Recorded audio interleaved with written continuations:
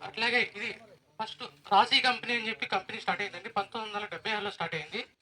తర్వాత 1993లో first cotton variety ఇచ్చారండి. అట్లా దఫదఫాలుగా దశాబ్దాలుగా ఇది మన కాటన్ వెరైటీలు ఇస్తూ వచ్చింది. 2009లో వెజిటబుల్స్ కంపెనీ స్థాపించడం జరిగింది. రాశి హైవేస్ ప్రైవేట్ లిమిటెడ్ అని మొదలు పెట్టారండి. అప్పుడు కానించి ఇప్పటి వరకు కూడా కొన్ని కూరగాయల్లో కానీ మిరపలో కానీ మన టాప్ వెరైటీలో ఉంటాయండి. ఇప్పుడు మీకు వచ్చిన వాళ్ళందరిలో షాహీన్ అని ఉంటారు, పంకిన్ గుమ్మడి, తర్వాత వరుణ్ అని ఉంటారు, తర్వాత మిర్చిలో వీనస్ అని ఉంటారు. 10 సంవత్సరాల నుంచి వీనస్ వేసి చాలా మంది రైతులు మంచిగా దిగుబడి తెచ్చుకొని డబ్బులు కూడా, అంటే చెప్తున్నాను, 35 క్వింటాలు మంచి తేజ వెరైటీ అని చెప్పి వీనస్ అని బ్రాండ్ పడిందండి.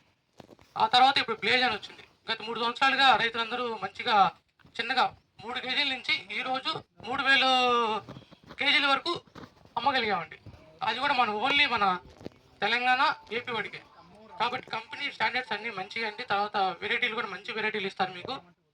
అట్లాగే ఇది గత సంవత్సరం నుంచి యాక్సన్ హైవేస్ ప్రైవేట్ లిమిటెడ్ నుంచి యాక్సన్ అగ్రి సైన్స్ గా మారిందండి.